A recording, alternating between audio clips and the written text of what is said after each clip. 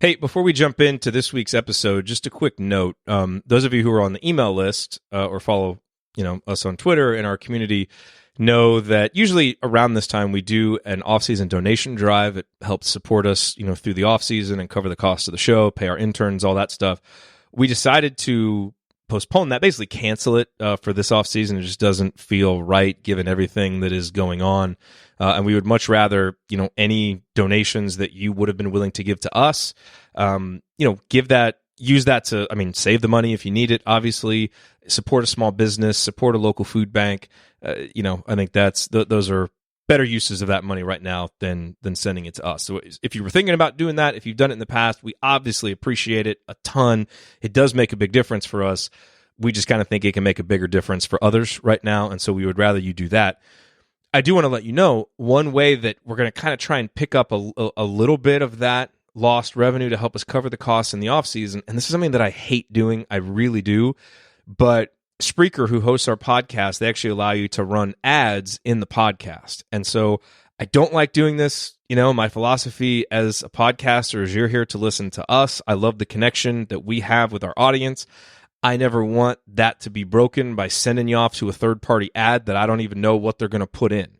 So I do this with extreme trepidation, but we're just going to at least run a test with it. And so you're going to hear in between segments 1 and 2 and 2 and 3 those ads. Most of you will anyway. And so just know that those are coming. Again, it's not something we've done in the past, but just know that those are coming.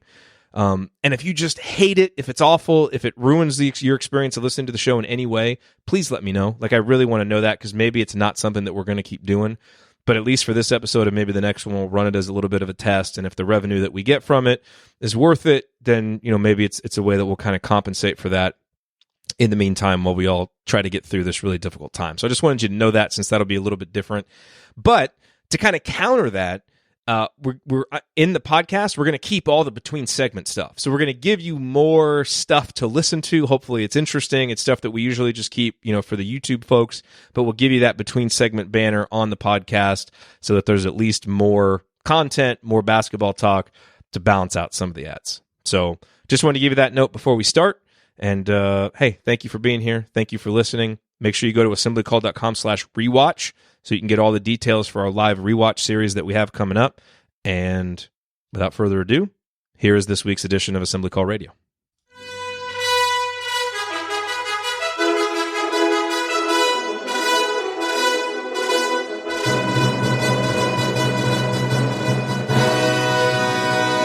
And welcome, Hoosier fans, to this week's edition of Assembly Call Radio, where each week we discuss the most urgent topics in the world of Indiana basketball. This is our 161st edition of Assembly Call Radio, and it is our 601st episode overall of the Assembly Call, recorded on the evening of Thursday, March 19th, 2020, a night that should have featured the first full slate of NCAA tournament games, maybe an Indiana NCAA tournament game. Instead, you get us. That's just not right. No, Coach, it is not. I'm your host, Jerod Morris. And let's begin this edition of the Assembly Call how we begin every edition of the Assembly Call, and that is with our Hoosier Proud banner moment. And Indiana is the national champion. When it comes down, Indiana will be champion. Smart takes the shot. The Hoosiers have won the national championship.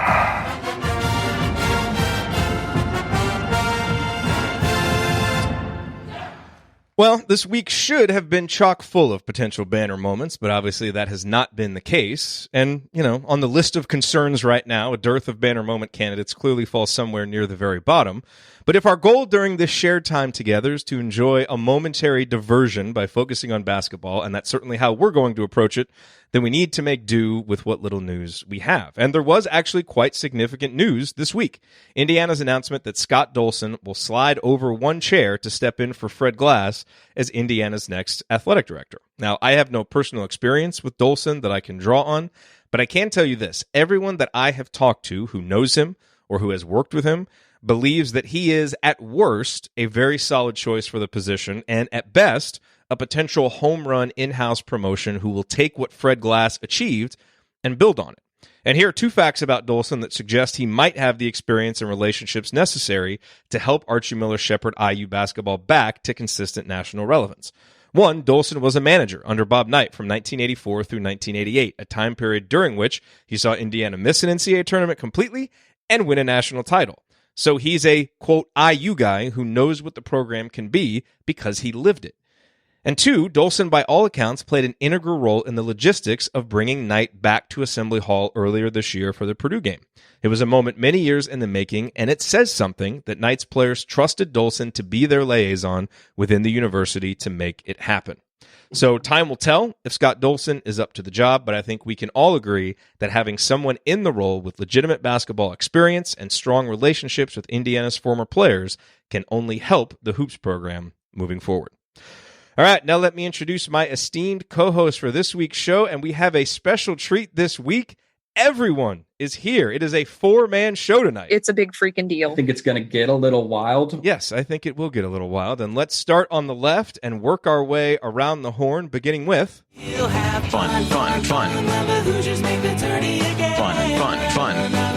Yes, you'll have fun, fun, fun. The Hoosiers make the tourney again. Fun, fun, fun. Look around you, Helen. We're at the threshold of hell. Andy, what is your bottoms line on the last week in basketball or life in general?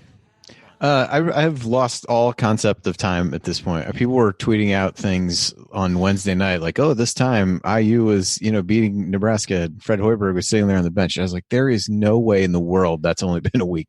So I think everybody that I've talked to feels like they're in a similar boat. So good to get together and talk. There's actually a little bit more news than you might suspect. You talked about the Dolson news, a couple other at least small things there. So surprising, but I guess we need something to do to talk to news. I think the availability of all four of us probably has a lot to do with no one has any place to go or really anything else to do. So we'll live with that. But yeah, and we're just desperate to get away and do something else. Yeah. So what are you gonna do? But so looking forward to chatting with you guys about a hypothetical tournament, and definitely missed the first day of the tournament today.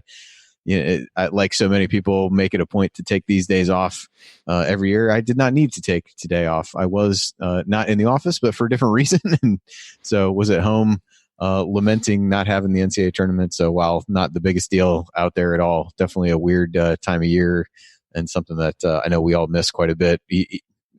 Missed more by the fact that IU would have been in it, but we'll make the best of it between this and rewatching some of the old IU tournament games over the course of the next few weeks. Yep. All right. Up next. He remembers the days when a movie cost $1. Heaven help you if you ever decide to pop your collar.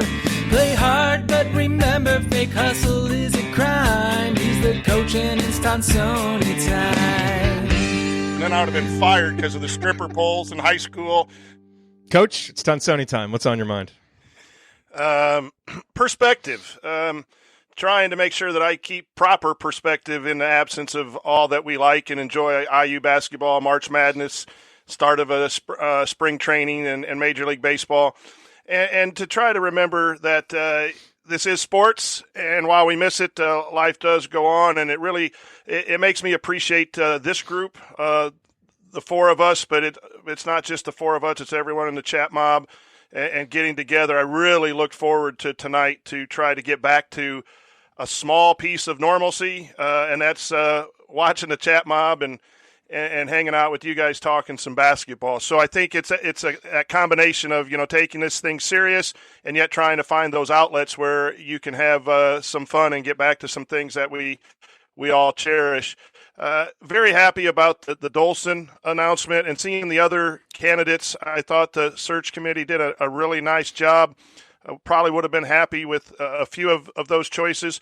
My son Brandon was a manager for 3 years and had a lot of conversations with Scott Dolson, and he said that he is one of the greatest people at IU that he came in contact with and treats everyone with a lot of class and dignity. So that's a personal story. I have talked to him a few times just in passing, but to have someone in your family who worked with him and talked with him on a regular basis speak for him. And then really happy with his words on Archie Miller, obviously the fan that I am of Coach Miller and the idea of a plan. And that's perspective again, too, when we get back into the basketball, that the 3-year perspective, we'll answer that with some statistics later on in one of the questions. So I'm just trying to keep the right perspective and not drive Mrs. Coach too crazy in these times. All right, and next. Analyzing players, finding every wrinkle. He hasn't ever hosted, never lifted a finger. He's got all the Well, let me answers. quickly add just one thing about this. Dude just interrupted his own jingle. Yo, this is Sneak Dio Double Dizzle. Ryan, what is your rant on the last week in IU basketball? I think that with everything that's gone on, as Andy said, I was flying home from New York in like work meetings at this time last week, and it seems like it was a month and a half ago. Like, it just seems so much has happened, so much has changed. World is completely different. We literally are in a different world. And I think what's gotten lost in that, we've had some positive Indiana basketball news. I mean, obviously keeping perspective on everything. We've had some positive IU news with the new athletic director. Khristian Lander has said, hey, if there is going to be a basketball season in the, starting in 2020, I want to be a part of it. I'm going to reclassify if I can, all that stuff. That's great news.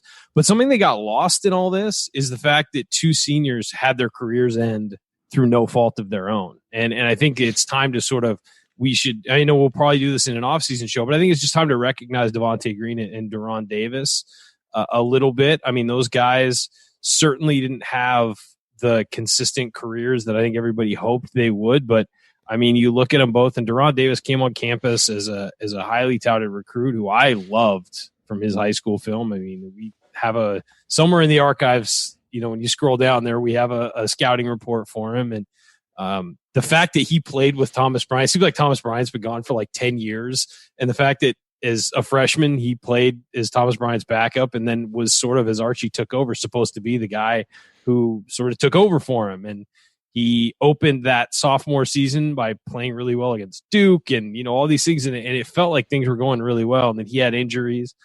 Devontae Green was a guy who, while frustrating and not consistent, could go nuclear as quickly as any player I've ever seen in an IU uniform. Obviously, I don't have the depth of experience that you guys do with IU, but, as in my time, he was one of those guys where he'd hit 2 threes and you'd be like, oh, he could make 6 more. It was just, he'd get into these hot streaks where he was just lights out. And while he wasn't as consistent as people wanted, I appreciated the effort these guys had over the last couple of years. And I know we criticized certainly both of them at times, and of course Devontae at times, but it's heartbreaking that their seasons ended the way they did, because this team started to play pretty well and started to put together some good performances.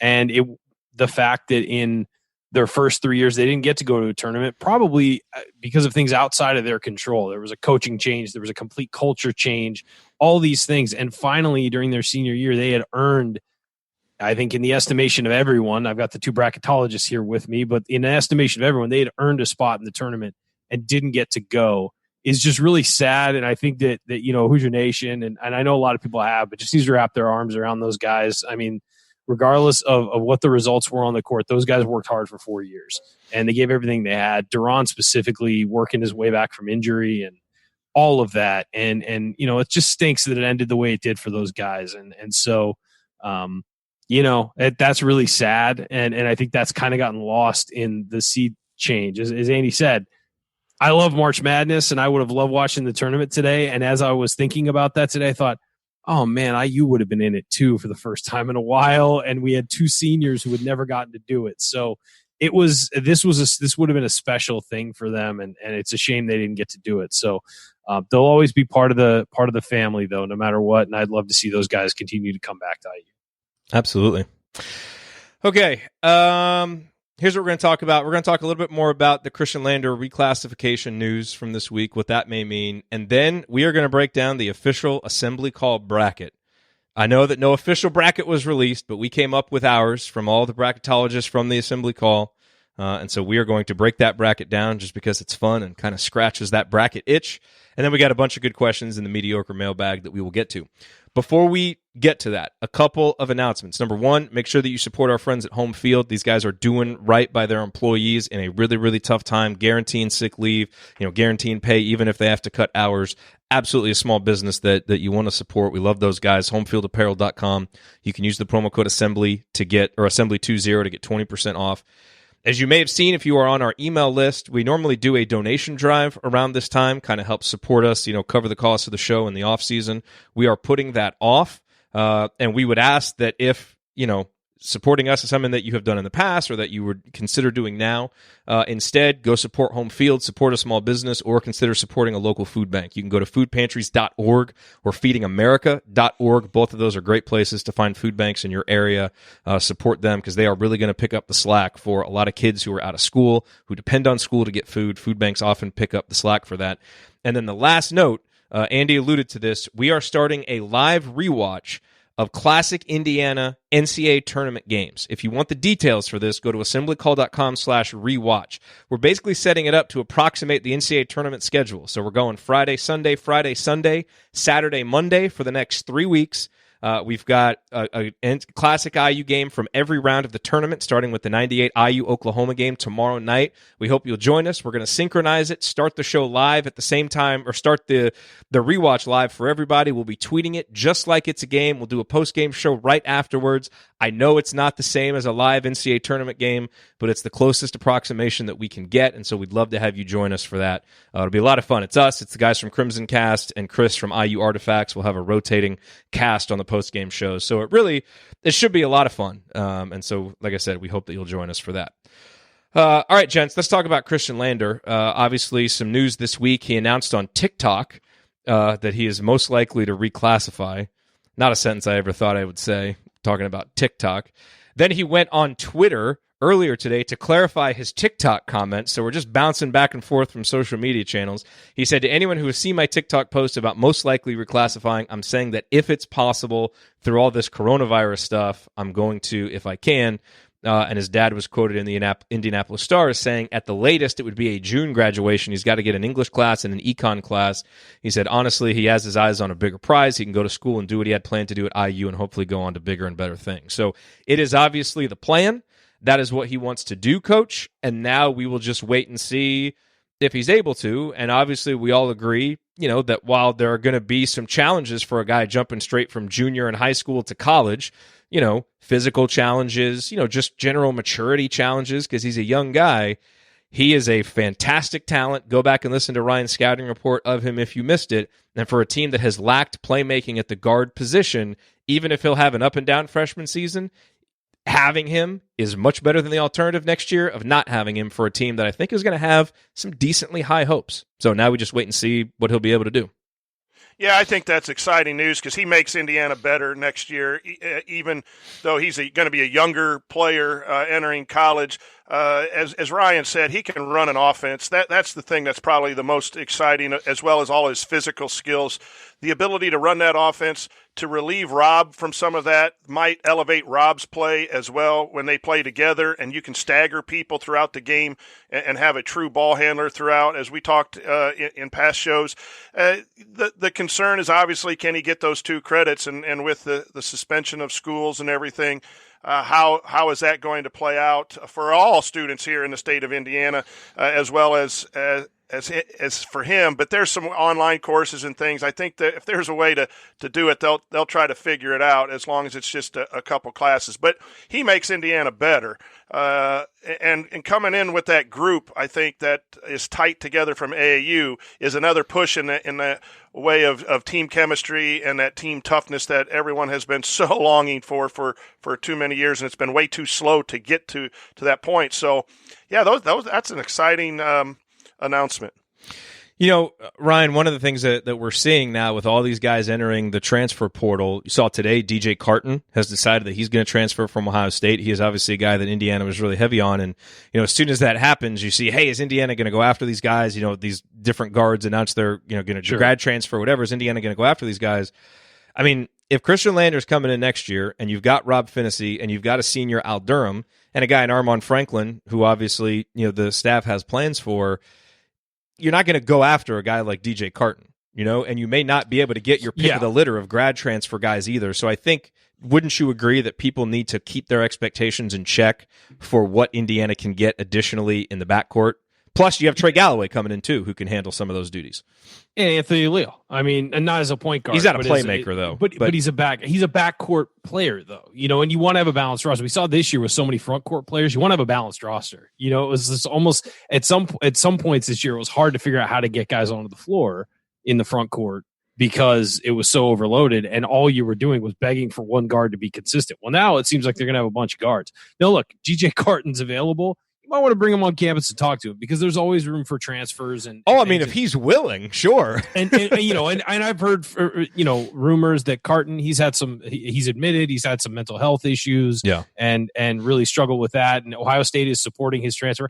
I assume he's going to go somewhere closer to home, and he's from Iowa, so I assume it's going to be Iowa State, Iowa. It's just a guess. Something there. But if he's willing to get on campus, I mean, IU was in the running for him. If you can get a guy that's that talented, you have to take a look at it. And look, transfers happen. Guys leave programs. If you bring a guy like that in, Carton probably has to sit a year. I mean, he might, if that transfer rule doesn't, go into immediate effect. But again, highly, highly unlikely. We don't want to get anybody's hopes up here. Of course, no. But I'm just saying, except Fran McCaffrey's, I guess. If there's a guy like that. Yeah, you got to consider everybody. You want to raise the talent level. If that means that you push a guy like Armand Franklin a bit to the back of the rotation to get a better player, you do it. You want to load. You constantly reloading. Now, look, I'm not saying Armand Franklin can't be a great player for Indiana. He can. And I'm just saying that if somebody out there is available that's definitely better, I mean, I don't see why at this point you don't. Hey, I'll amend that. Somebody who's definitely better and can shoot, I think, is the big thing. I mean, this team obviously needs shooters. Now, shooting was down across the board in college basketball. If you can find somebody who can shoot, you're going to have a leg up on people. And Indiana has not shot it well the last couple of years. So I think that needs to be a focus. I think that Leal helps that. I think Galloway eventually will help that. I think he's got an okay shot. He just has had wrist issues, as we've discussed before. Lander, I think, helps that. And guys like Rob Finney and Al Durham, who I thought Al Durham got better as the year went on, about taking better shots, about being in a better position when he took his shots, about his form, all that stuff, and about hitting some big ones. He did down the stretch hit some big ones and made some big plays as well. So if those guys can continue to grow, which I mean they did slightly, but they need to take bigger steps than they did between last year and this year. They need to take a bigger step this offseason and be able to knock down shots with consistency and be able to, hey, maybe take 5-6 a game and make half of them in some games. I mean, instead of just taking one or two and making one of two, something like that. So it's really going to depend on who's available, what's available. But if you're Archie Miller, I see no reason to say, like, I'm not bringing guys on campus because guys' feelings are going to get hurt. You need to bring guys on campus and improve this roster as best you can. Now, let's just get to the point where we can bring guys on campus again. Who knows when that'll actually happen? And look, last year they kind of slow played the transfer market, and I think it hurt them this year with their guard depth. They waited around for some guys in recruiting and didn't get them, and they lost out on some transfers. So I think you have to hit the transfer market hard. I think, like a lot of people, I expect a few transfers out, at least one. Don't know if it's going to happen. I mean, this has changed everything. That's just playing the odds. But I mean, we've heard internal things about guys potentially transferring, and of course, it's not definitely will, but they'll explore their options. I mean, you've got to be prepared for that, and I think that there's going to be roster spots open. I think that a lot of people expect that, and I think you got to bring someone in who's going to contribute. And you better really do your due diligence. I don't think bringing someone in that's not going to play the way Archie wants to play, or cannot shoot, or will not, or doesn't shoot well, because you do have 12 guys that are Indiana guys, and you want to develop them. So I'm all for, we need a shooter, and you want to bring that 13th player if you have a 13th scholarship in. And I'd have to go back and look at how the Proctor kid at Purdue did. He started off well and he played okay, but what it did, it bought some time for the younger kids that they redshirted there, and so that could be something too. But you want someone who can come in and play. The last time if you're getting a transfer, you're bringing in somebody to play. Yeah, he couldn't play in Fitzner, and with all due respect to him as a young person, he just wasn't ready to go from where he was to the Big Ten. So, and I guess there's no San Diego guy. how you know that. He was a San Diego guy. But yeah, let's make sure they can play, because you are going to take minutes from some of those younger guys if you do bring them on, and I'm okay with that, because it's all about winning and winning next year as much as possible. By the way, our 4-man rotation lasted 11 minutes. Andy had to hop off because there are tornado sirens, as if you needed something else to worry about. This is fun. So hopefully Andy will get back. He said he may try to hop on with us here in a little bit, especially since we're going to get ready to start breaking down a bracket that he was the one who compiled. But that is what we're going to do next coming up here. I know that we don't have the real bracket to break down. That is disappointing, but we do have the official Assembly Call bracket to break down. Our composite bracket made from the best bracketologists in the business. We are going to do that next. It'll be fun. Stick with us.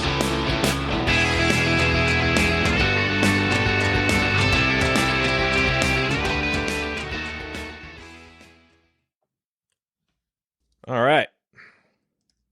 Hello, everybody out there. It is so nice to see 55 people watching. It is nice to see that. Off season, not a whole lot of news. Going to break down a fake bracket. We appreciate you guys being here. For real. For real. Yeah. It's going to be interesting to see what happens with the roster. It's going to be interesting to see what happens with player development this offseason. I mean, well, you started to see it's teams early, but that aren't getting one and dones start to redshirt people. And that wasn't utilized in college basketball for a long time unless there was an injury.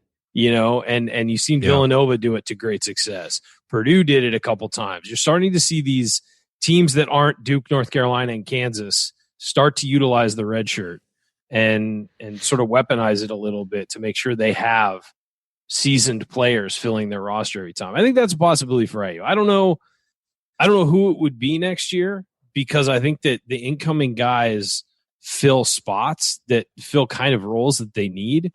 You know what? If he sticks around, I could see Demezy Anderson maybe getting a red shirt for a year to try and improve and work on his game if he does stick around. But who knows what's going to happen with that? When you look at the roster next year, it's really intriguing. It's missing two things for me, and one is experience. Yeah. Because you just don't know how you like the young guys, but you just don't know how they're going to come in and play. Are they going to be Rob, where he came in and contributed right away? Are they going to be Armand, where you have a good game and an off 6 games and then a couple good games, and that's good. And then you have some freshmen like Demezy who don't make it that freshman year. So when you look at the roster, it's kind of intriguing and interesting. But the shooting aspect, you need to have Jerome step up and be a better shooter. If he's going to play a lot of the 3, you're going to need Armand and the guards to hit some shots. So that's where that extra scholarship, if it's open with the shooter, does intrigue me. But I also don't mind leaving it blank. I like you said, it's got to be a dude. It's got to be a guy who can play. Yeah, but here's the thing. It's going to be interesting to see how this shutdown impacts the transfer market, because guys aren't going to be able to go on visits. Like, there were guys who a week from now will be going on transfer visits, and they can't now. So I think if guys do transfer, they might be transferring to places they visited during their recruitment, which sometimes happens anyway. But, going to places they're familiar with because they can't go get on campus somewhere. Yeah. It's fascinating. I mean, we're in uncharted territory. I wonder if it'll tamp down the transfer market, because guys are just like, I don't want to risk it. I'm going to stay here. Who knows if there's even another season coming, like the season will start on time or whatever. And guys will just say, I'll stay put and give it another year. But same thing with your NBA testing. Yeah. The draft. I mean, around and put your name in and go around and stay places and be worked out by places. You may have guys getting recruited solely on game or getting drafted solely on game tape. I mean, they know these guys really well. They start scouting when they're in high school. But still, I mean, there's guys who played really well this year. Like Obi Toppin was a nothing recruit. They watched him play, but they want to get their hands on medical records and interview him and things like that. And they're going to have to do the interviews via Skype. They're going to have to, maybe they can do a closed door workout with like 3 people and videotape it. It's really fascinating how this is going to change sports over the next couple months. Yeah, I know that's not the biggest. I know that's not the biggest worry we have in the world. But it's just so open ended. It's like, hey, maybe if things really go right over the next few weeks, maybe things can return to normal by the middle of May. And then you can have some semblance of a normal schedule. But that's really optimistic. Like, it really is. From what we've been told behind the scenes at the major sports leagues at work, it's Yeah, it's very optimistic. Yeah, and they're not sure. But you might in June start seeing empty arena type stuff, just to get them going, because the NBA has got to get going at some point. Or they're going to have to scrap the season, and they don't want to scrap the season where they were doing all these tributes to Kobe and had this big coming together and everything. They don't want to have no champion in that year, and I think that baseball is going to have to cut its season down. I mean, they keep saying they're going to play the full thing. I don't think there's any chance that happens. So we'll see. It's going to be late. It's going to be a long time, and we'll be here every week to help you guys out. And then some other times we will with streaming content. Yes, we will. Andy Bottoms is back, ladies and gentlemen. What's the tornado situation? I mean, why the hell not? Why would you not just have, just...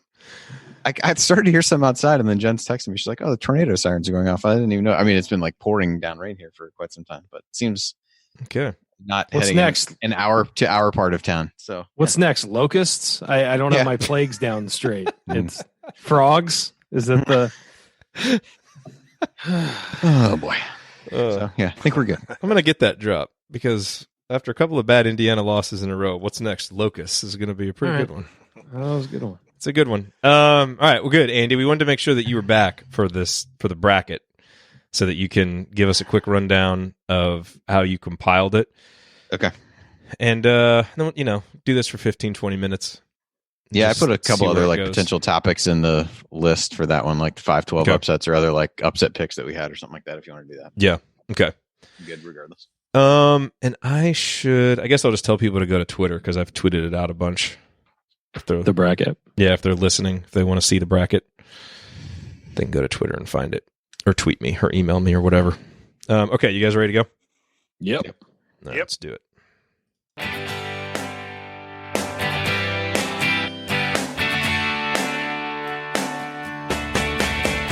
What's up, y'all? It's Devontae Green giving you the green light to watch Assembly Call after every IU game. Just don't listen to their opinions about shot selection. Remember, you miss 100% of the shots you don't take. Go Hoosiers. Thank you, Devontae. Welcome back to the Assembly Call. You can find all of our content at our website, assemblycall.com. And if you ever want to join the chat mob, chat mobbers, during our unedited live broadcasts or watch those replays and see all of the between segment banner, then check out our YouTube channel, youtube.com/assemblycall. All right, I'm Jerod Morris. I'm here with our entire crew, Andy Bottoms, Ryan Phillips, the coach, Brian Tonsoni. We haven't done this in a long time. Had all four of us here. The last time we did it, we definitely said at the end, we're never doing this again because that was too many people. But, it's the off season. Everybody was clamoring to be on the show this week. So I was like, hey, does anybody want the week off? I have a tornado scare, so perhaps somebody's trying to tell us something. The quickest text replies, no, I'm in. I'm ready to go. It's like, okay, well, let's just all do it. So here's what we have planned for this segment. We're going to break down a fictitious bracket, all right? Obviously, we didn't get our main bracket, but we compiled one. We basically took the four bracketologists, Andy, that are on this show. You, the Delphi Bracketology bracket, Galen Clavio, Mike DeCourcy, the official bracketologist of the Assembly Call.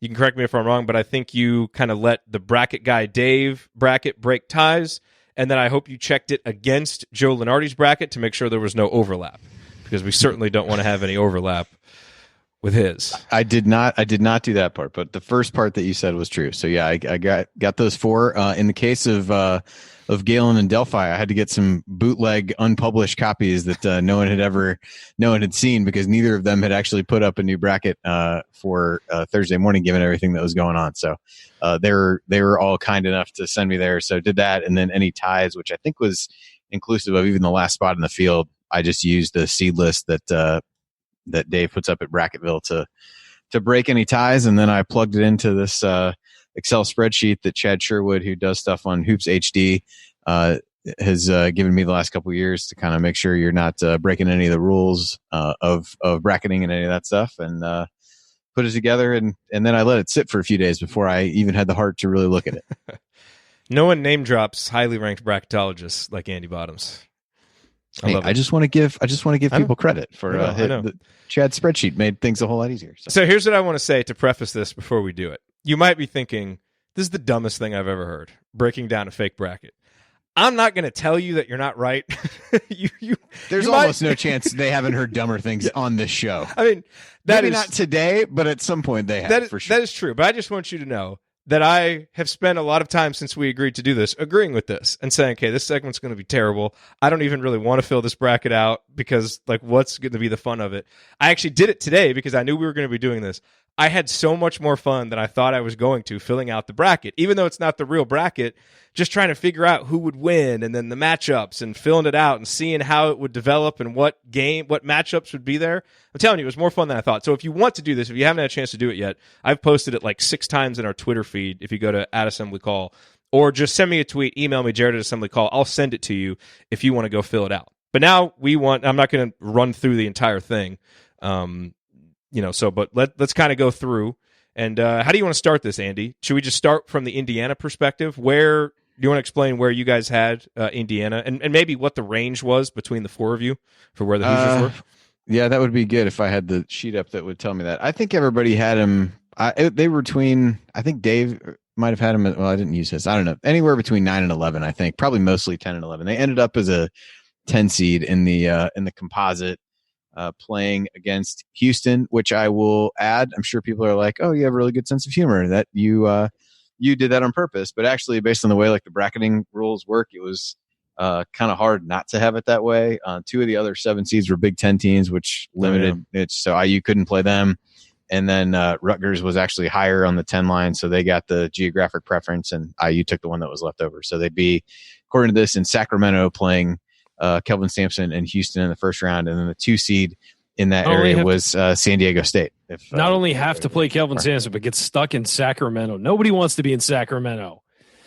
Well, the interesting thing, not just about this bracket, but kind of all the mock brackets that you saw, and when you look at bracket matrix, where Indiana was, and then what the other teams were that were projected to be Indiana opponents, there were the possibility for so many great matchups, because based on where Indiana was, you could have played Arizona with Sean Miller. You could have potentially played Colorado, which had McKinley Wright, the point guard that Archie recruited to Dayton. You could have potentially played Virginia, depending on, how low their seed went, although they probably would have been a little bit higher. There were a lot of really intriguing potential first-round matchups with interesting storylines. Of course, we'll never, get to see what the actual one would have been. But what did everybody do with that first round game? If it had been Indiana Houston, please tell me that we're all picking Indiana to advance. Homerism and all. Come on. Okay. What is your hypothetical scenario? Even hypothetically, to pick Kelvin Sampson to beat IU, I know. Without in all seriousness, every team from the American was in a weird spot because nobody in that league had really asserted themselves. Houston had by far the highest net ranking, but really in terms of quality wins and things like that, they didn't have a ton. I picked IU to beat them. And the last time IU faced a Kelvin Sampson coach team in the tournament is a game that we'll be rewatching tomorrow night. Kelvin Sampson in his 4th year at Oklahoma, I think. That's the game we're going to do from the 1998 first round. He didn't make it to 4 years at Indiana. I wonder what happened there. I'm not sure. How weird. Not sure. Coach, so you had Indiana winning? Yeah, the first round against Houston, and I also think their second round matchup is probably the best they could have asked for. The 2 seeds are all tough, but San Diego State had struggled down the stretch. And San Diego State's shooting was not good.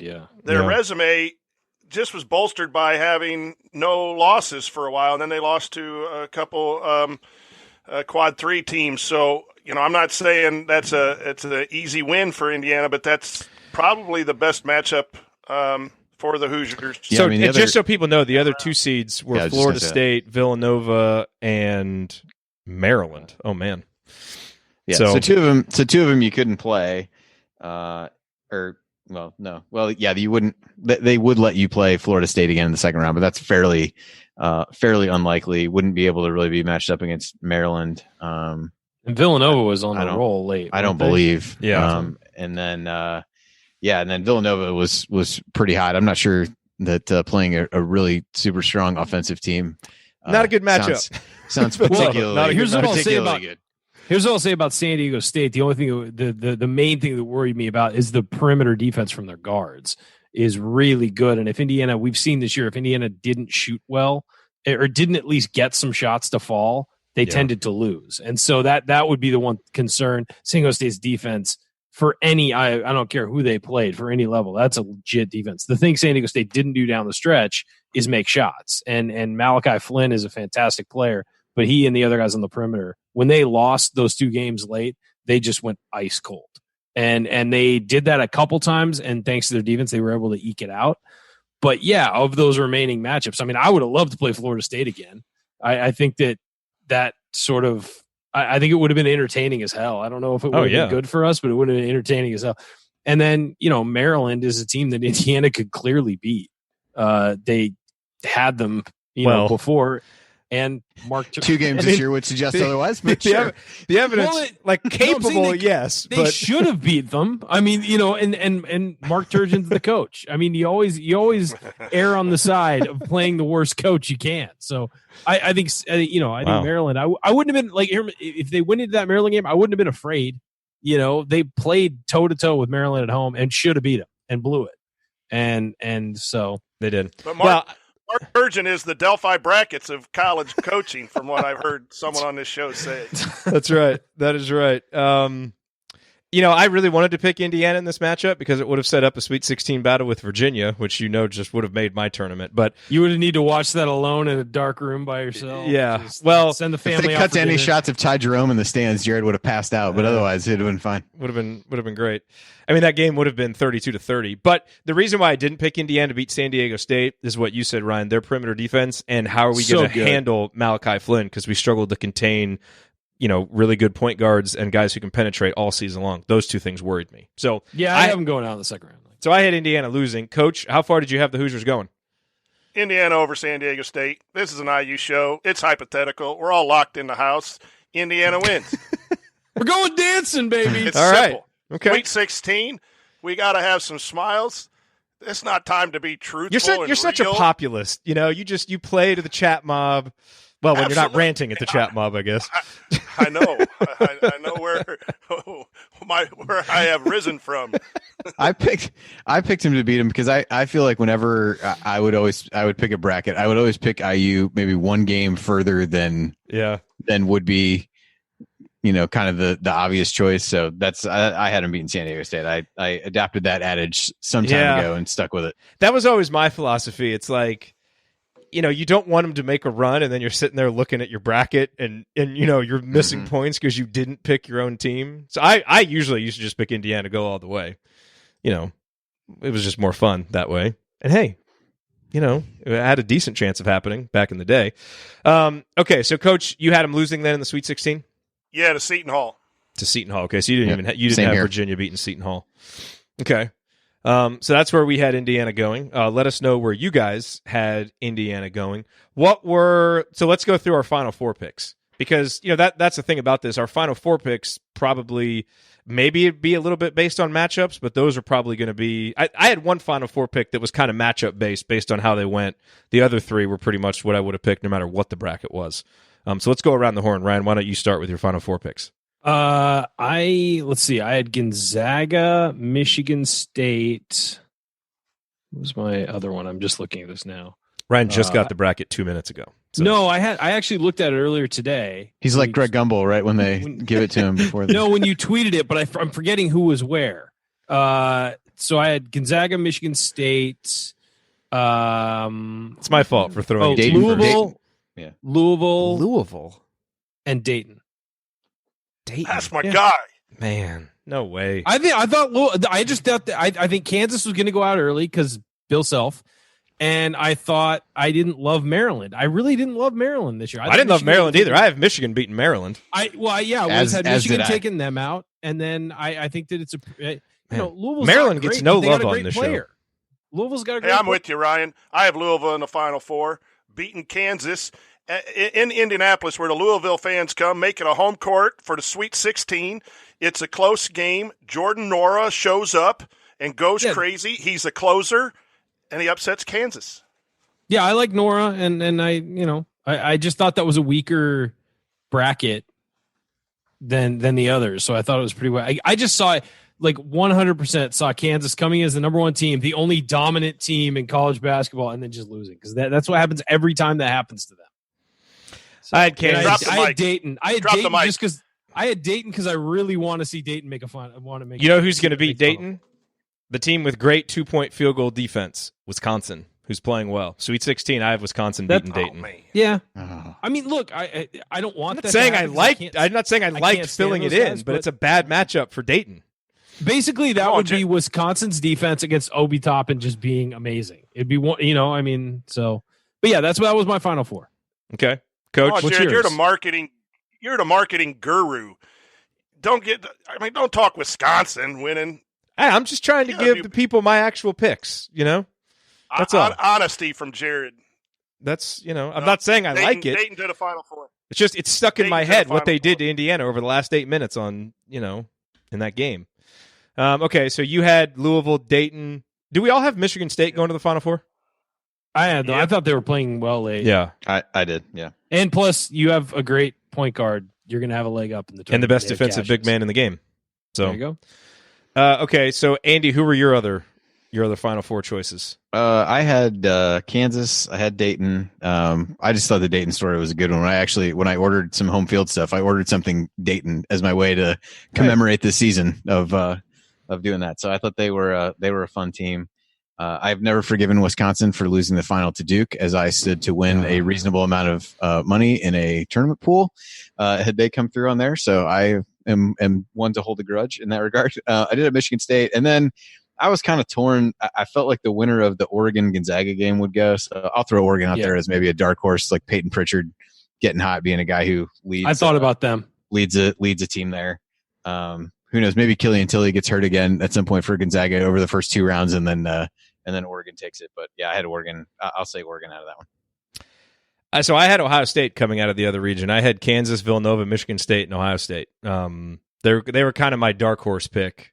Just they've been playing better. They're good offensively and defensively, and I just think On if paper, they should be as good as anybody. Yeah, Just and straight up on paper. they really struggled in the middle of the season. But I think as a 5 seed, I think they're really underrated coming into it.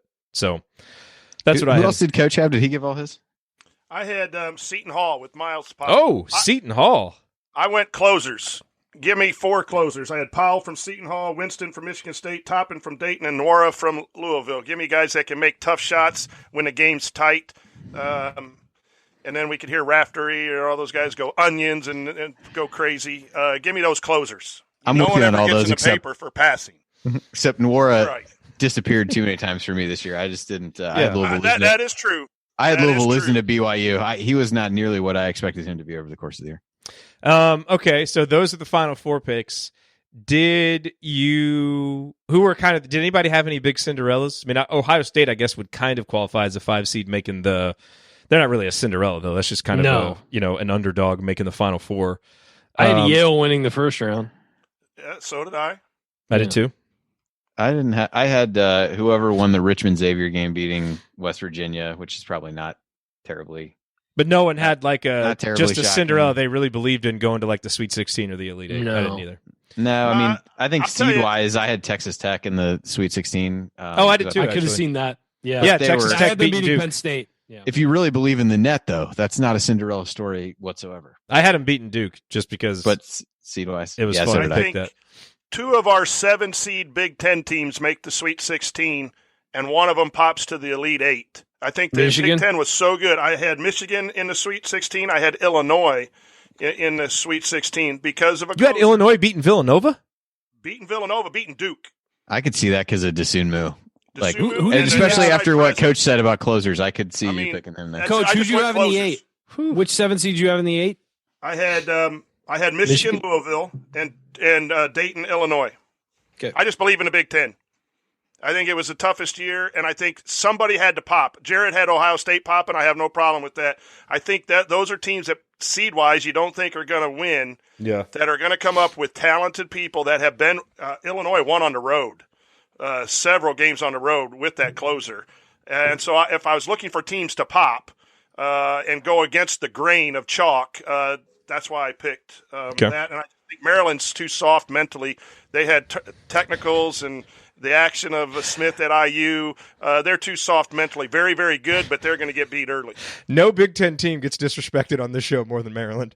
Ryan's saying that we're clearly better, even though – no, I'm talking about disrespected. Wisconsin gets hated. They're not disrespected. Yeah. Okay, that's fair. Maryland that's a fair just distinction. gets disrespected on the show constantly. I'm not saying it's unwarranted.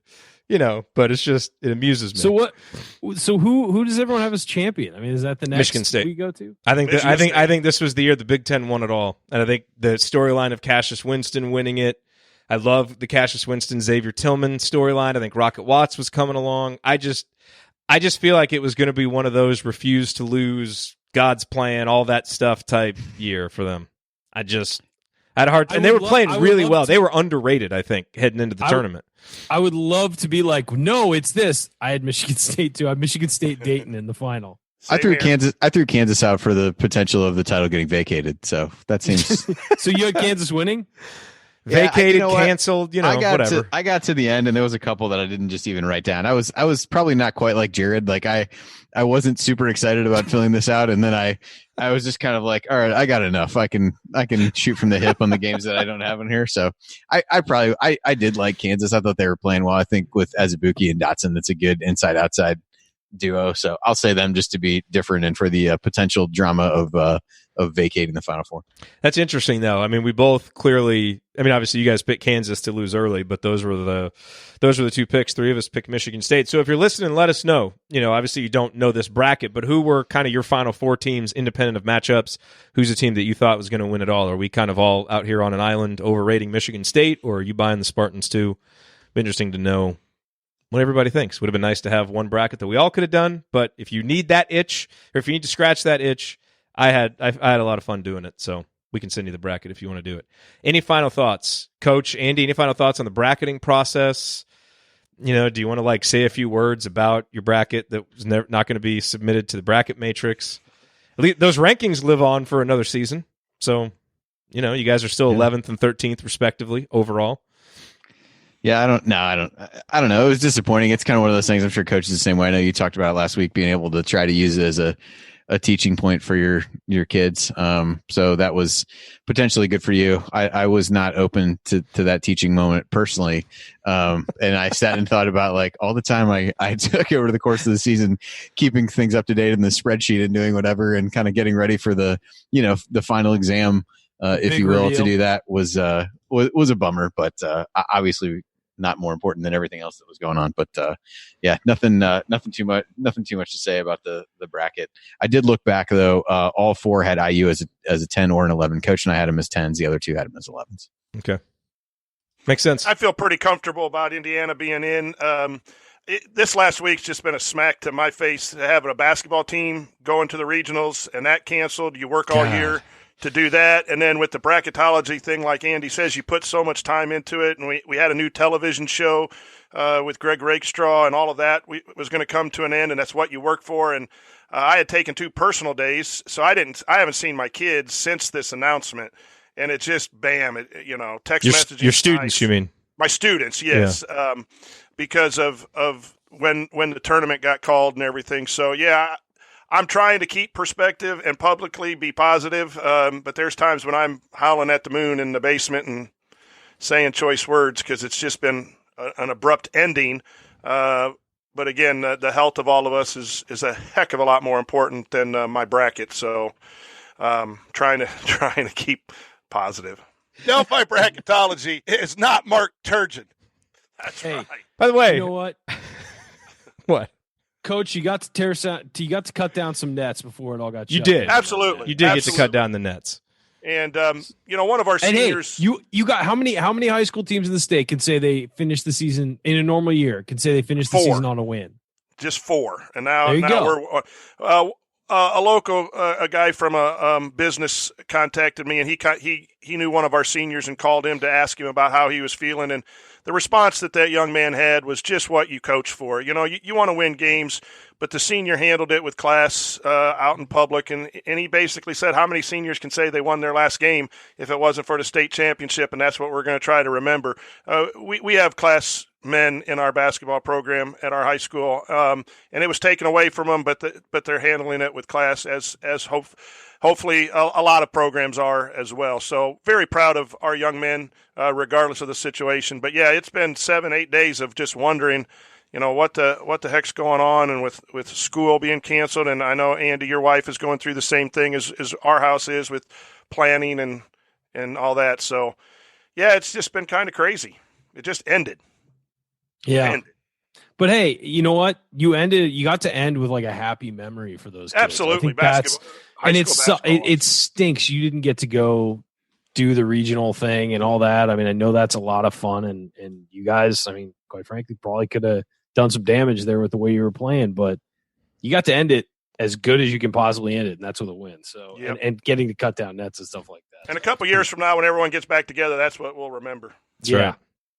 By the way, we'll end this segment with this great quote from Sally in the chat mob. She said, "It's so hard, and some people keep saying that there are bigger things in life to worry about right now. Well, F you. There's always something bigger in life, and these smaller things are very important." Hey. They are. You know what, Sally? I'll give that some applause. It's a great comment. That is a great comment. All right.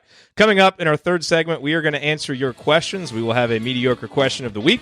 Then we'll talk about what needs to happen for Indiana to compete in the top half of the Big Ten next season and whatever else we have time for. Stick with us here on the Assembly Call.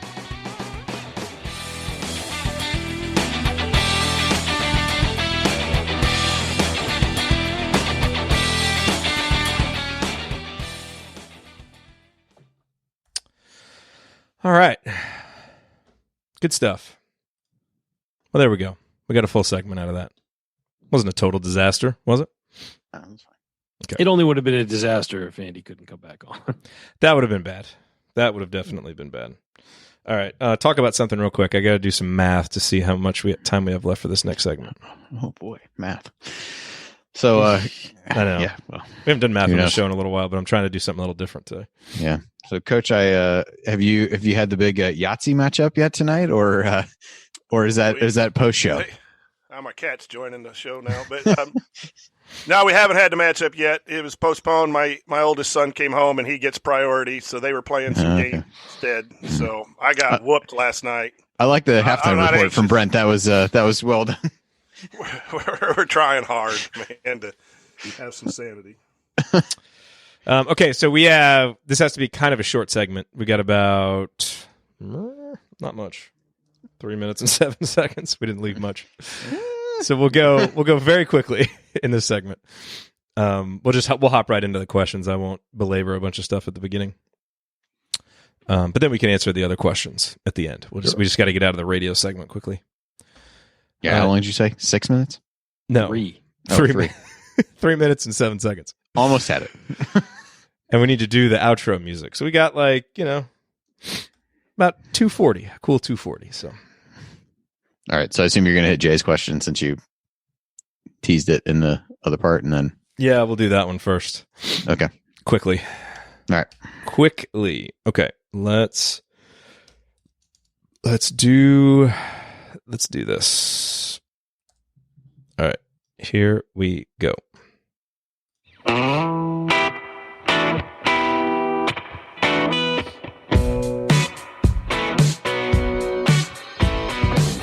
Hey, this is Deron Davis.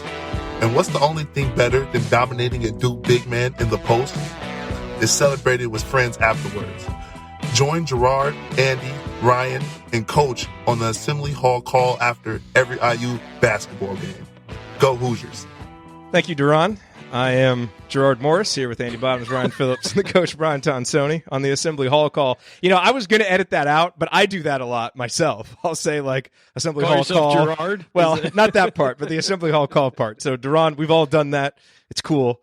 By the way, I really appreciate Devontae and Deron doing that. Obviously, I paid them on Cameo, but I still appreciate them doing it and doing a good job. Okay, this is a quick segment. We'll obviously do the rest of it on the podcast, but for the radio folks, quick segment. Let's hop in real quick. Let's do the mediocre question of the week. It's not that good, but it's not that bad. It's Jay's mediocre question. All right, so Jay says, let's assume Lander comes next season and there is one transfer out. Not speculating on who it might be, but just, kind of playing the odds. How would you like to see the last scholarship used? What type of player would you want Archie to go after? We kind of covered this in the first segment, but just go around the horn. The one thing we didn't talk about is a young big. Does anybody think that might be a good use of the scholarship, especially considering Trace, is likely to be gone after next year and Joey will be gone? Andy? Yeah, I mean, that seems logical to me. You're going to lose Joey. It's not a huge leap to assume that you lose Trace. You would have Race coming back that can be pretty versatile up front, but unless there are substantial plans to really try to go small in a way that they haven't more recently, then yeah, you'd think a young big guy that you could develop a little bit and wouldn't have to force into action right away would be a potential use of that. Coach? Yeah, they were going for a big, and we lost out with the kid from Wisconsin, so that would make sense. I always will agree with everyone, a shooter. But again, make sure if it's young, someone you could develop. If it's a transfer, someone who could play right away. And Ryan, we got about 20 seconds left. What do you think? Yeah, you need. That's where the hole in the roster is. If the makeup is the same, that's where the hole in the roster is. Is at a big man, a young big man. I agree. Adding a big man. Yeah, preferably one who can step out and shoot too. It'd be nice, course, versatile. Yeah, at some point to be able to have a lineup full of guys who can actually step out and shoot. All right, we will get to the rest of the questions on the podcast. You can find the Assembly Call wherever you listen to podcasts. Hit the rest of the questions there. For now, that's going to do it for this week's episode of the Assembly Call. If you want to see us do the show live, join us at assemblycall.com on Thursday nights for the live broadcast of our Assembly Call radio recording. And don't forget to go to assemblycall.com or text IU to 66866 to join our free email newsletter. Special thanks to Bob Thompson for producing a lot of the music that you hear on the show. And thank you for listening. We will talk to you Friday night for the first of our IU Live rewatch series. Until then, take it from the green light himself. Keep your elbows in, eyes on the rim, and go Hoosiers.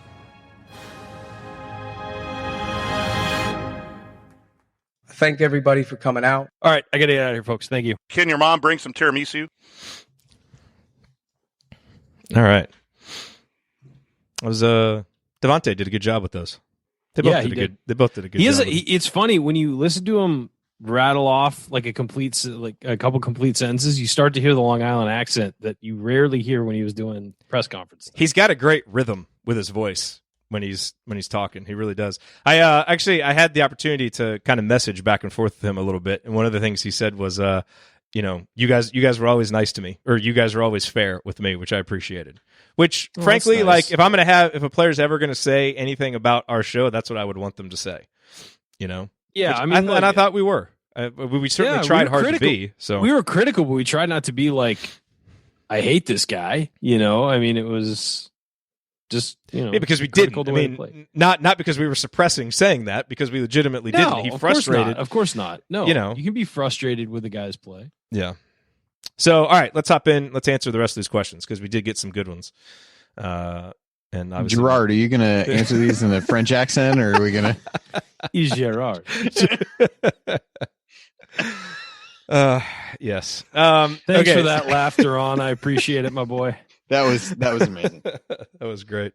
I'm glad I laughed so hard the first time I listened to that. I'm glad you had a little bit of a lead into the question so that I could collect myself enough to be able to answer. I saw you dying, like doubled over laughing. And then as soon as you started to recover from the Jerod, then it was the Assembly Hall call, which was equally good, which we've all done and kind of corrected ourselves. So that part was funny. The Jerod part was outstanding. The Jerod part was I'm trying to see if I have just that isolated. Not anywhere handy. I'll get it for next time. All right, let's go to these questions. Jim Tom Hoosier, what do you think needs to happen for IU to compete in the top half of the Big Ten next year? This goes along a little bit with the conversation actually that Alex and I had on Podcast on the Brink, which was about expectations for next year, which we both agreed, given how, Archie's kind of done the minimum each year to keep the ball moving forward. To me, that, the bar has to be raised again in year 4. So to me, Indiana next year, the expectations have to be make the tournament comfortably. None of this even being near the bubble type stuff. Right. 6-7 seed minimum kind of thing where you're in it, you're playing for a seed, and top half of the Big Ten. I think those are the minimums that should be expected. And that's not knowing what Lander's going to do, any of that. It's year 4. These should be the standards. It just needs to happen, and I think those are perfectly fair standards. Hopefully, one of these years, we blow it out of the water and we exceed them. But that to me is the minimum expectation. So I appreciate this question from Jim Tom. What do you think needs to happen for IU to compete in the top half of the Big Ten next year, which is what they absolutely should do? So, I mean, look, we all know the shooting needs to get better, those kinds of things. Backcourt development in general. Yeah, I mean, I really think that's, probably the most important thing, because guard play was what kept us from being in the top half of the Big Ten this year. So get Lander, and the guys who are around, need to be better. Yeah, the only thing I'd add is just from a development perspective, is getting to a point where Race and Trace feel more comfortable stepping out to not necessarily shoot threes, but some other way to space the floor in scenarios where you're going to play them alongside Joey, which you're going to do that a decent amount, I would imagine, if it's anything like this year. So I think from a skill development standpoint, that would be a big one. Just to, again, nobody's asking go be a 40% 3-point shooter or anything like that, but to be able to make them consistently enough to to be able to keep defenses honest and pull people away from the basket. Yeah. I would add and agree with all of that. I would like to see more pace. The transition game, and so would Archie. Trying to score some points that way. I went back, and I don't know the statistics of pace and all that from Ken Palm, Archie's teams at Dayton, but I went back and watched one of their games, and it just seemed they had a different flow. That was with the Scoochie Smith dude and Davis at the guard, and they were playing with only 6 or 7 players at that time and a real small post player, and they fed the post a little bit, but it just seemed to flow a little bit more. So whatever offense needs to do, we can't have the droughts. We can't go because that hurt our defense at times too with the mental approach when the ball didn't go in. I thought they got better at that, but the offense has got to improve drastically in order to compete and meet those goals, Jerod, that you put out there. So to your point, Coach, if you look at the overall tempo of their games, the last 3 years, it's been 206, 215, 251 for Indiana. The last couple of years at Dayton, it was 163, 183. But those numbers don't really tell the whole story, because what Archie wants to do defensively, what any pack line defense wants to do, is make the opposition take a long time with possessions. So if you actually break it down by offensive pace and defensive pace, his last season at Dayton, they were 72nd in pace on offense, 341st in defense. That means, slowest, which is what they wanted. They were 97th in pace on offense, the second to last year, and 309th in defense. And then if you look at what Indiana has been the last couple of years in pace offensively, this year they were 192nd. Last year they were 132, and the year before that they were 161. Most of those possessions spent with Archie wildly waving his arm around for the team to increase the pace. So I think part of that, I think Khristian Lander generally is going to play at a better pace when possessions are in his hand. Now, whether he's able to have that big of an impact as a freshman remains to be seen. A lot of that is going to fall on Rob Phinisee, who is kind of a more deliberate point guard. Like, that's just his style. So I think he and Archie, and if you remember, the guys that Archie had at Dayton were a little bit more aggressive. And I think that's the one thing we talked about so much with Rob was, man, be aggressive. And when he would drive to the hole and really be that aggressive guy, it's like, holy crap, this is what it can look like, And we've talked about this when he's attacking and he's feet forward, leaning forward with his drives. He's a great finisher at the rim. I mean, he can be. He really can be. I mean, his ability to spin the ball off the backboard and put it in the hoop, his ability to just kind of go up and around guys and find angles, instinctively find angles. This isn't planned out. It's as he goes up and reacts to what they're doing. He does a great job of putting the ball in the hoop when he's actually attacking and getting into the paint and doing it aggressively, as opposed to sort of going into the paint, softly and throwing something up. But when he's actually attacking in an attack mode, he's a much better basketball player than when he's in a conservative mode. And we don't know what role health played in that this year and some of those things, because he didn't develop like everybody thought. And so maybe what happens is, if he can get healthy, another year of confidence, he's an upperclassman, maybe you do see a leap. And maybe you don't, and maybe it just never quite materializes like we hoped. But I really think, you talk about the most important things for next year. I think if Indiana's going to be a top half of the Big Ten team, at a minimum, Rob Phinisee is an honorable mention All Big Ten point guard. At a minimum. He's got to get into those conversations. Yeah. And Al Durham has to be a leader. Yep. Lander helps Rob. It just helps him. And a lot of people say, is it competition between the two? No, it helps him, because if you're the best defender and you're the lead point guard, that's asking you to be the best player on both sides of the ball. People can do that, but it's awful difficult. Lander, go run the offense. Finney, shut down the Cassius Winstons of the league, and then play off of that. I think that just makes him better, and it pushes him. The same with what Leo and Galloway and Geronimo might not come in and be great right away, but they'll push for 10 minutes here or there, and they'll be pushing in practice. So you just see now that's starting to take place, but I think Lander helps Rob and helps the pace tremendously next year. What you want from the freshman next year is to have OG Anunoby / Juwan Morgan freshman years. Exactly. Supplement the team, pick them up. When energy's down, or when, there were times where Indiana would hit a lineup this year and just go into a tailspin offensively, or where we need energy, we need somebody, and then use that to springboard into being a more contributing player the next year. Play 10 minutes a game, but play a good 10 minutes and then springboard into playing more. And that's development. That's the way you do it. Franklin wins some of those games. Those first 8 games had to play a lot. He came in and contributed there. He wins the Notre Dame game with the big shot. He had some energy games later. He had some lulls. But now we got 3 or 4. Lander will play a lot more, but the other 3, you can, okay, who's going to be hot now? That's a good point to have, or a good place to be as a coach. If Lander comes in and he works out this offseason and gains 10 to 15 pounds of muscle, which is totally doable in an off season where you have a focused training regimen and are not worrying about school and other things, and you're ready to go. Hey, you can do it with a towel in your kitchen if you've seen Cliff Marshall's latest video, which is useful, not for Khristian Lander, useful for average Joes like us. He's got this workout video. Use a towel in your kitchen. Okay, No, but if Lander comes in and he gains some weight, just laid out on me there, man. I just like giving you a look, and you know exactly what I'm thinking when I do, because we've done this for 9 years now. But if Lander comes in and he gains some weight, the starting group is going to be almost certainly going to be Lander, Rob, Al, and then probably Justin Smith fighting for that fourth spot. And Trace Jackson Davis. I mean, that to me is what it feels like, because they're not going to go double bigs again. That didn't work this year. And with the depth issues up front, you're going to have to put Joey in as a second unit center, I believe.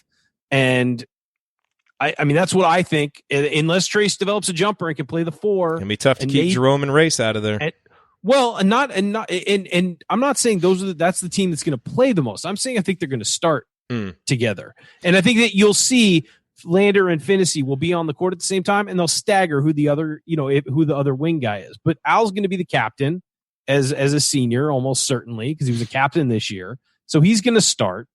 Joey's probably the other captain, and he won't mind coming off the bench, I don't think, if he gets good run, because they can't do the 2 big man thing again this year. It didn't work, a lot. And you saw how much better the team was when it relied on Trace as the primary center there. Now if Trace develops a jumper and can move out on the floor, maybe you can do it. But 2 guys whose primary offense is going to be coming from the post it's not going to work next year. It's just not, especially with the rest of the roster around them. So it's going to be Justin Smith, Jerome, and Race battling for that other spot. And I think if, let's say in that scenario, Justin Smith wins the job, Jerome and Race are going to play as much as the starters, I think. You're just going to have a more balanced spread of minutes than you did this year. Every year, the lineup conversations get better, though, and that's a sign of progress. Oh, yeah, because you're interchanging guys that actually do stuff as opposed to who's going to fill in next. Like Joey coming off the bench as your backup center is not terrible. When he's out starting and having to play 25 minutes, that's where you're kind of like, well, he's just physically not capable of doing certain things on the floor. You're fine with that guy coming out and assisting you and just being an all-out effort guy. Amazing how important it is to have guys who can do stuff. Hey, you know what? We've gone through times where we didn't, Yeah. Look, we had guys we loved who could maybe do a couple things, like a Freddie McSwain, but not actually have a well-rounded basketball game. Yeah. Okay. Andy, this is from JD. According to Ken Palm, did IU progress this year in terms of overall defense, offense, etc.? Do we need to consider this data incomplete?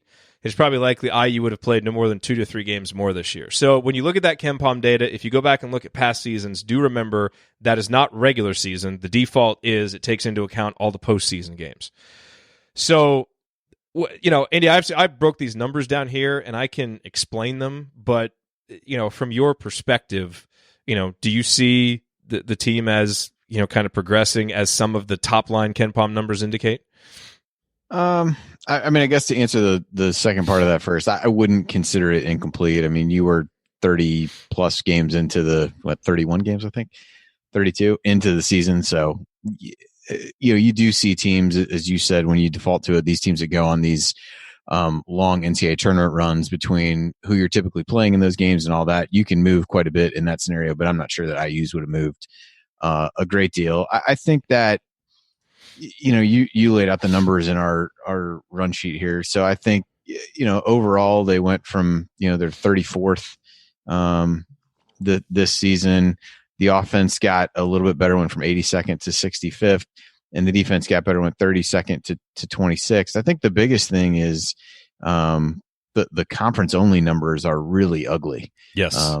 And that's where would probably be the difference in, I would probably say the progress is less than it looks like just taking the raw numbers. I mean, the offense actually has gotten worse the last couple of years in terms of Big Ten ranks. So it went from 10th to 11th to 12th. And then the defense got slightly better.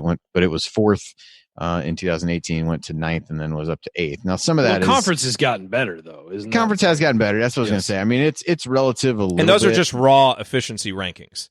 Okay. Yeah, those conferences. Not adjusted, but yeah, those are the ones that kind of give me pause when you look at it to say, yeah, I think it's fair to say there was some progress, but I wouldn't put the level of progress. If you said they improved 18 spots in KenPom as an example, 52nd to 34th, I definitely don't believe that the progress was that great. Probably half that, maybe even a little bit less, in my view. Yeah. Yeah, I think just from a macro sense, looking at the season, like forgetting the efficiency numbers and everything, I know that's what the question was based on, but I think just if you were just giving the eye test to the season, the defense was better. I mean, the defense was certainly better this year. There were breakdowns. It wasn't perfect. It wasn't what you want or what when you hire Archie Miller, you're expecting a higher level of defense. But I think just from watching games, the defense had more of an idea what it was doing. And I think that when the team got exposed, it got exposed because guys we had on the roster just simply don't fit with what they're trying to do defensively. Look, there were games where another team got a third of their points off of bad pick and roll defense, or bad hedging defense. I mean, literally that happened early in Big Ten 5 times where they just didn't have the athletes to execute that. But we shouldn't just scapegoat the players on this. I'm not. No, okay. I'm not blaming the players for that. I'm blaming the coaches for putting them in that position. Okay. And it's and when I say somebody's not physically incapable of doing something, that's not their fault. That's not like Joey Brunk high hedging 25 feet from the basket.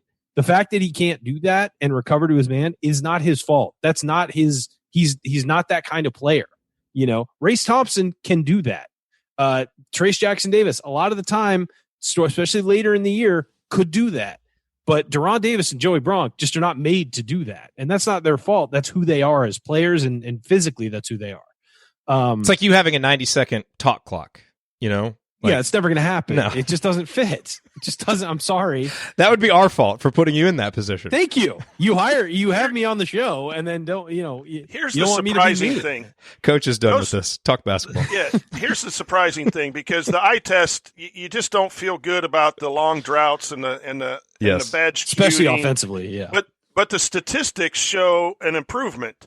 And I think sometimes I get caught up in where I believe the team should be and where each player on my favorite team should be and maybe where they really are, and then compare where they really are to where they ended up. Or am I comparing them to where I thought they should be as a person not in the program? The offense got better and the defense got better every year, and we lost some really good players last year. I will always come back to the fact that where Ryan – he said we don't have players to do certain things. Yeah, offensively, defensively, that ultimately comes back to the coaching staff for roster construction. But there also has to be, how are these numbers getting better if the players, so there has to be some credit to the kids who played and to the coaching staff as well for taking this group and maximizing what this group can do. And we as fans, we just lose that perspective real quick because of our desire. But all of us had IU lifted higher in the Big Ten than the national people did, and the national people turned out to be right. And I hate to admit that.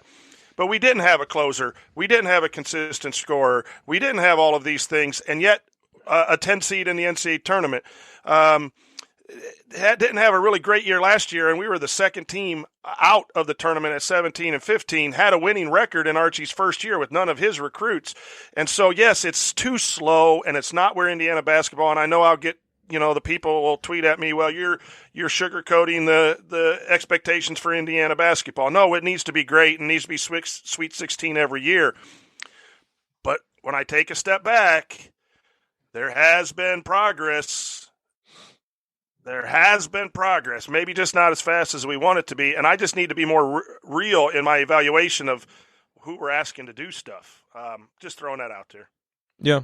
I mean, look, it's not a black or white conversation. There has been growth. Certainly, just compare it to last year. That team lost 12 out of 13 games. I think that's the thing about this year is I do think this year's team strung together more coherent possessions.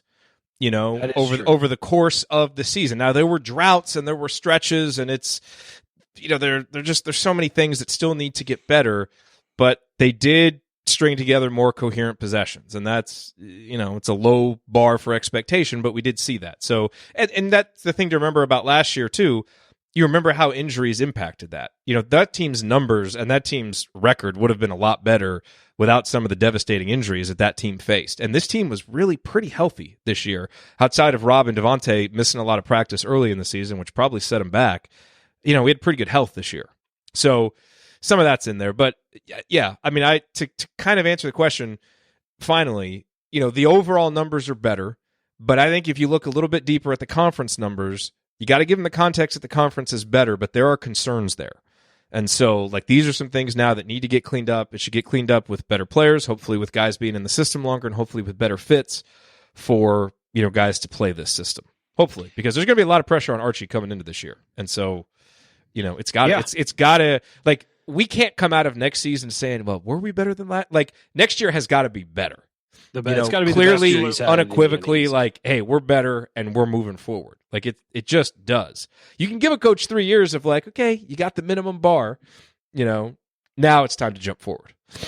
Well, I think the other thing, I mean, one of the things that people would cite when you looked at reasons IU seed might not have even been higher and things like that, their net ranking was really bad. And the reason for that in large part is a number of games where they're just straight up uncompetitive.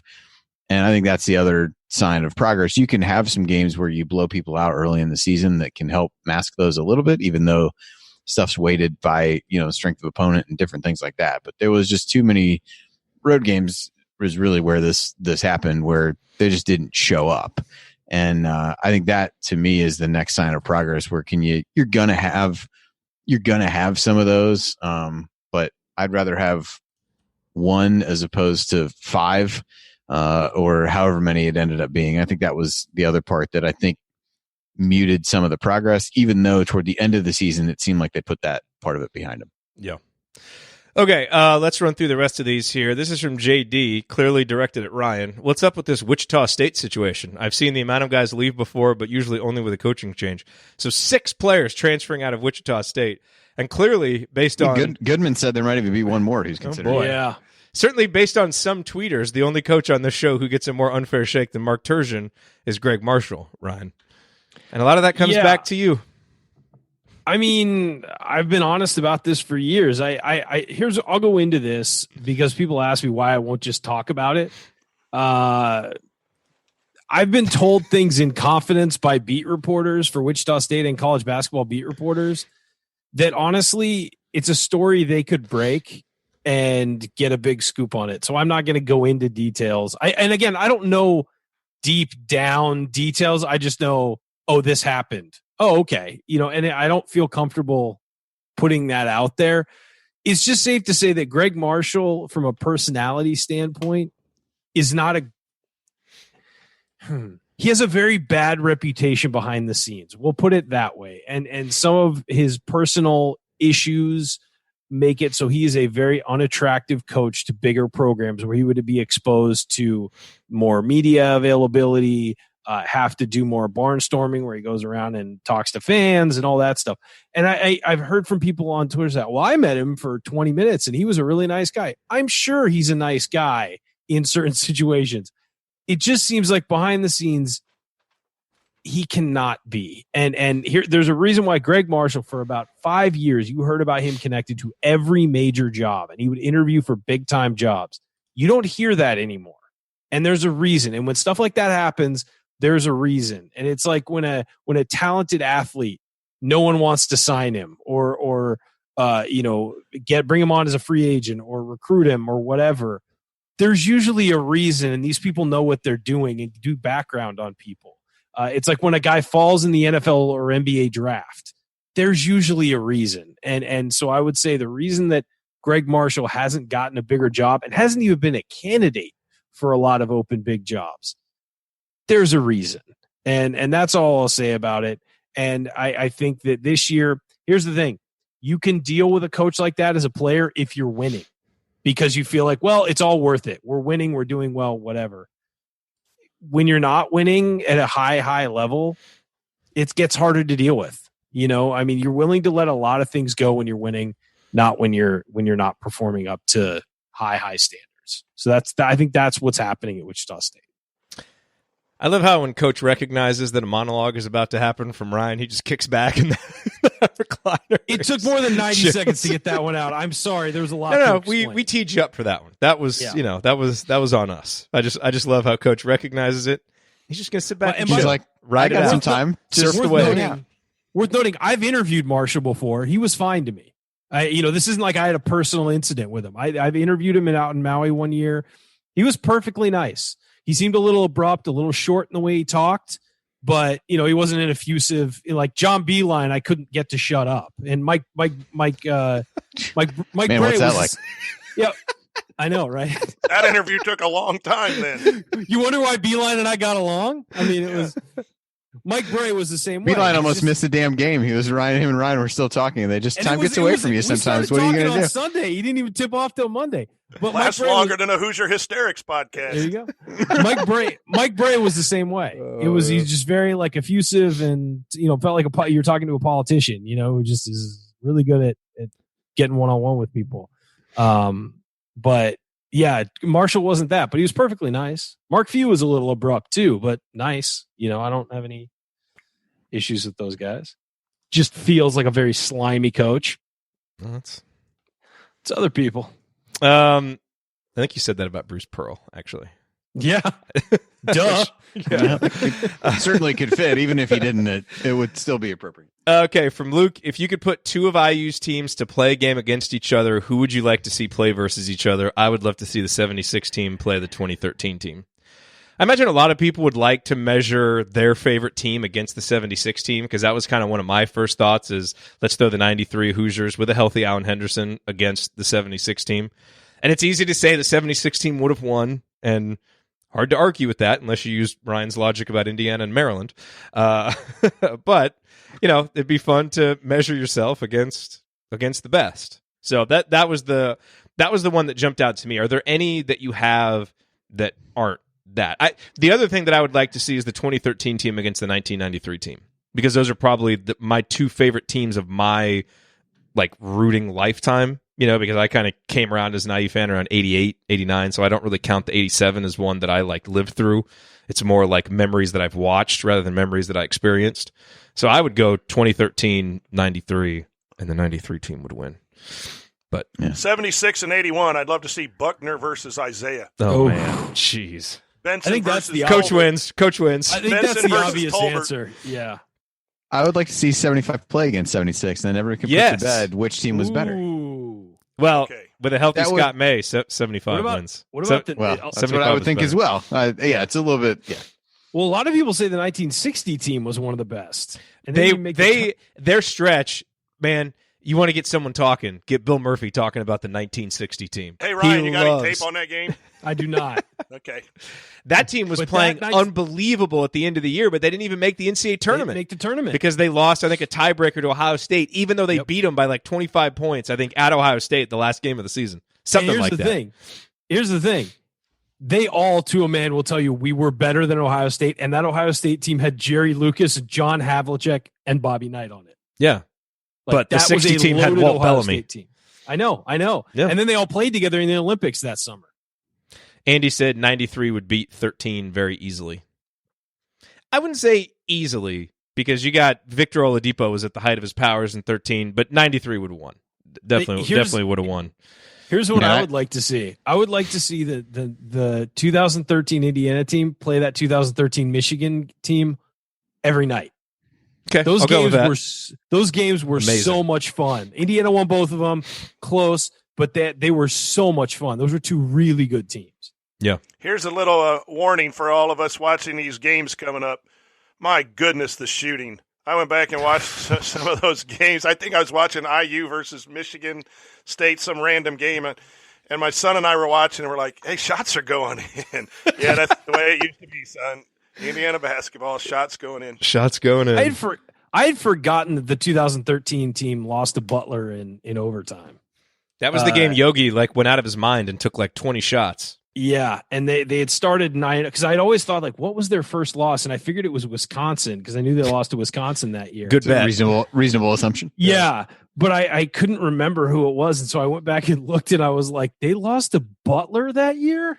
Because it wasn't it was a decent Butler team, but it wasn't a great Butler team. Yeah, Yogi led the team. He took 13 field goal attempts. I remember the post-game show after that game. That was the storyline. Yogi cannot be leading this team in field goal attempts with all the other options. Zeller took 14 free throws that game. We took 38 free throws as a team that game. Holy smokes. And lost. Jeez. So their losses were Butler, they lost to Wisconsin at home. That ridiculous Illinois game. At Illinois. Was that the one where Cody forgot where he was on the inbound? Okay. I wasn't sure if that was that year or the year before. Yes. And then they lost at the barn. I remember that. And then they lost to Ohio State.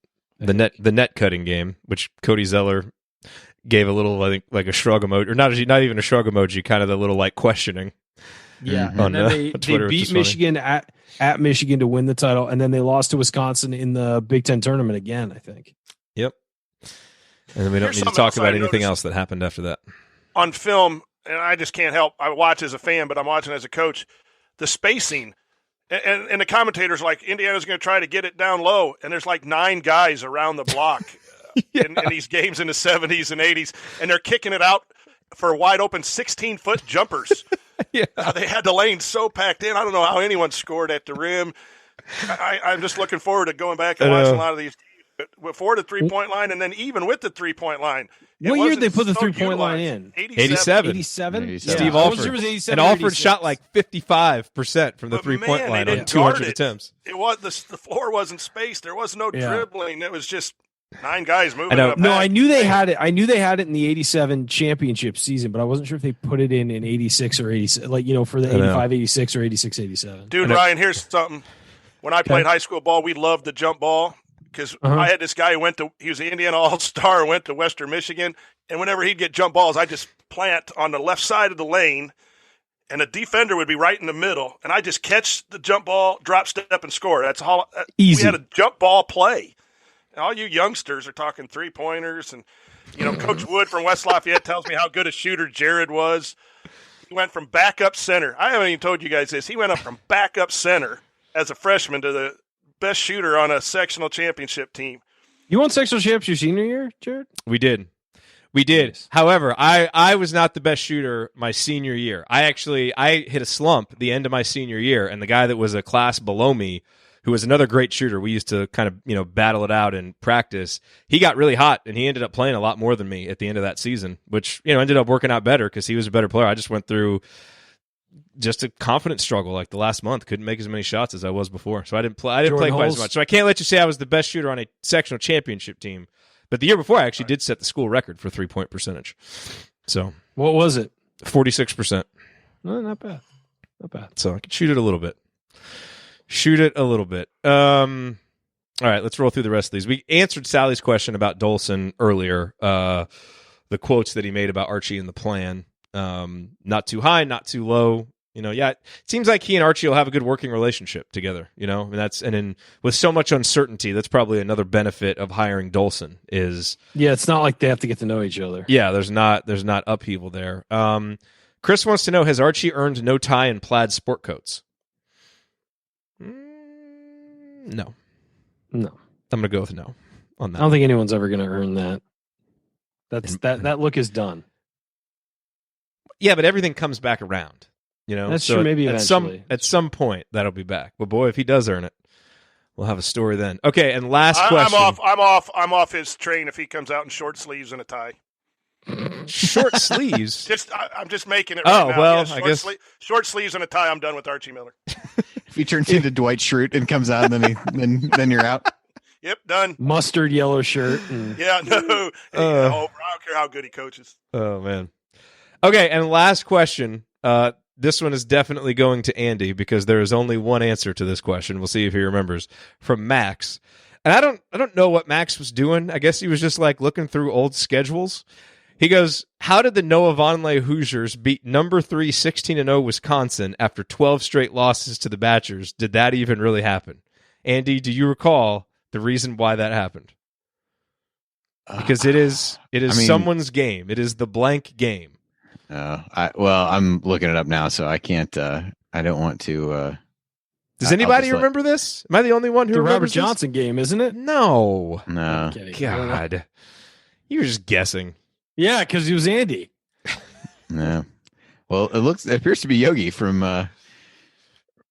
Although interestingly enough, Yogi had the most points in that game. Yogi did score the points, but do you remember who had like the key plays that like made the run for Indiana?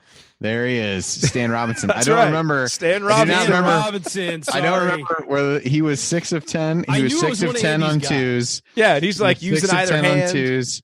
Yeah, and I don't know what hand he was shooting with in that particular season or game, but he had 13. Yogi had 25, although he was 1 of 8 from 3, but had 25 points, 4 assists, no turnovers.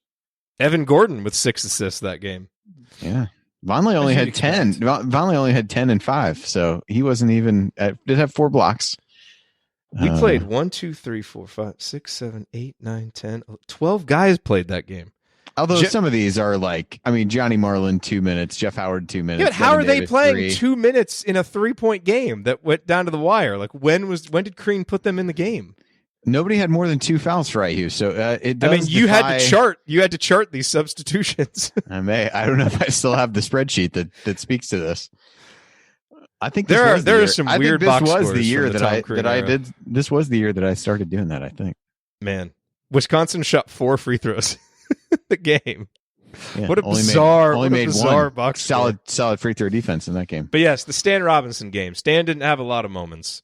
Yeah, and he definitely only had 2 partial defenders by the time he departed. But we were somewhat redeemed by him becoming a solid role player at Rhode Island. The things that he played awesome that one game for them in the tournament too. I feel like so. I know. I do. I remember sharing that feeling of vindication with you. Yes, there was definitely some vindication. All right, this is definitely the longest episode of Assembly Call Radio ever. Yeah, but I agree. Your wife's gonna be upset. She's in bed. There's no way she waited up this long. Not a chance. All right, so tomorrow we're starting the rewatch at 8:00 Eastern time. So I'll announce it on Twitter. The link, if you go to assemblycall.com/rewatch, all the links to the YouTube videos are there. I'll obviously tweet it out. We're basically going to hit play at the same time, watch the game, tweet about it, and then afterwards we're going to hop on and do a post-game show. It's me, Galen, and me, I think. Are you on it? Okay. Yeah. And then, by the way, so Chris from IU Artifacts is writing previews for each game, like going back as if it was like the day of the game. So kind of to set the stage, set the context. So those will be interesting. So I'll get that posted either tonight or tomorrow. So if you don't remember what was happening in 1998 before the Oklahoma game, like Galen and Chris can just recall that, off the top of their heads. You can read this article and kind of get the context for the game. So it's going to be fun. We hope you'll join us. This episode was fun. We're glad you joined us for this. Any final thoughts, guys?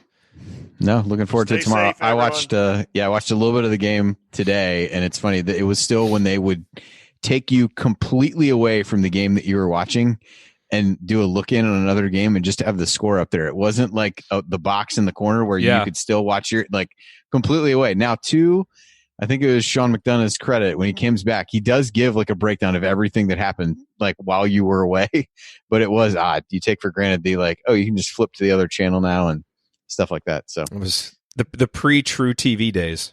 Yes, exactly. Hey, okay, let me ask you guys a question real quick. And I kind of know the answer, but I just want to see if I'm on the same page. So I want to support, obviously I want to keep supporting small businesses. The lady who cuts my hair, she went independent, I don't know, 6 months ago. She does a really good job. I should not get a haircut, right? That's a bad idea.